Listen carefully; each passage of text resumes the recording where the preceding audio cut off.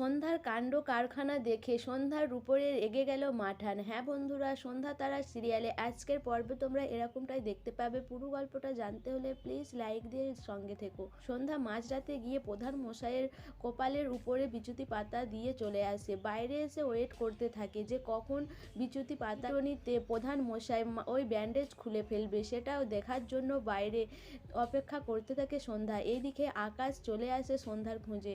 আকাশ সন্ধ্যাকে ধরে ফেলে। আকাশ বলে, তুমি এখানে কি করছো? এখানে লুকিয়ে লুকিয়ে কি দেখছো? সন্ধ্যা বলে, আমাকে ছেড়ে দাও, আমার একটা দরকারি কাজ আছে, আমি এখানে এই জন্য দাঁড়িয়ে আছি। কিন্তু আকাশ সন্ধ্যার কোনো কথাই শোনে না। সন্ধ্যাকে কোলে তুলে ওখান থেকে নিয়ে চলে আসে। এদিকে প্রধান মশাইয়ের মাথার চুলকনির চোটে সে ব্যান্ডেজ খুলে ফেলে। খুলে গোটা ঘরময় লাফাতে থাকে। লাফানির আওয়াজে মাঠানের ঘুম ভেঙে যায়। মাঠান বলে, কি হয়েছে? তুমি ওরকম করছো কেন? আর ওখানে গিয়ে দাঁড়িয়ে রয়েছো কেন? উহা বা কেন করছো? এরপর মাঠান চশমা খুঁজতে থাকে, কিন্তু চশমা খুঁজে পায় না। মাঠান কিছুই দেখতে পায় না। প্রধান মশাই যে ব্যান্ডেজ খুলে ফেলেছে সেটাও দেখতে পায় না মাঠান। এরপরে মাঠান যখন চশমা খুঁজে পড়ে তখন প্রধান মশাই ব্যান্ডেজ বেঁধে ওই ব্যান্ডেজের জায়গায় আলতা লাগিয়ে দেয়।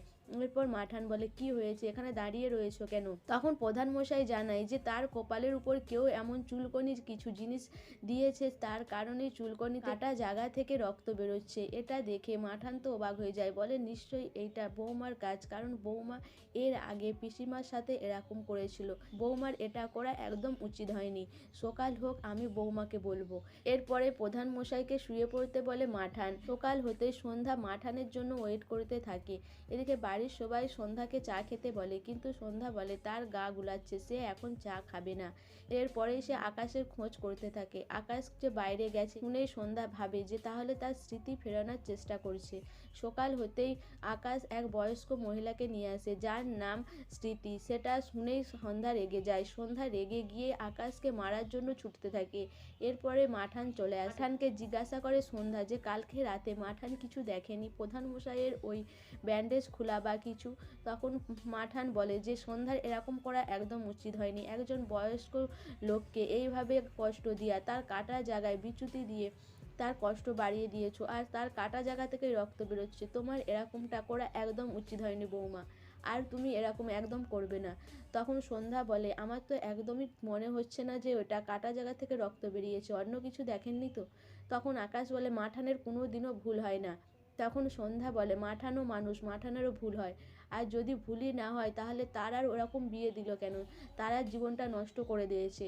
এইসব বলতে মাঠানও মনে মনে ভাবে যে হ্যাঁ, তার আর জীবনটা মাঠান নষ্ট করেছে, সেই জন্য মাঠান সারা জীবন দোষী হয়ে থাকবে। এসব ভেবে মাঠান মনে মনে কষ্ট পেতে থাকে। এদিকে আগামী পর্বে দেখানো হয় যে সন্ধ্যা কুলের আচার খাওয়ার জন্য লাফালাফি শুরু করে দেয়। সে নিজেই ফুল পাড়তে চলে যায়। আকাশ তাকে থামানোর চেষ্টা করে, কিন্তু আকাশ তাকে থামাতে পারে না। এদিকে বাড়ির সবাই জিজ্ঞাসা করে, সন্ধ্যা কুলের আচার খাওয়ার জন্য এরকম করছে কেন? মাঠান কোনো উত্তর দেয় না। সো বন্ধুরা, বাড়ির সবাই কি জানতে পারবে যে সন্ধ্যা প্রেগনেন্ট? তোমাদের কি মনে হয় অবশ্যই আমাকে কমেন্ট করে জানাবে। আর আমার ভিডিওটা ভালো লাগলে প্লিজ সাবস্ক্রাইব করে দিও, আর লাইক কমেন্ট শেয়ার করো।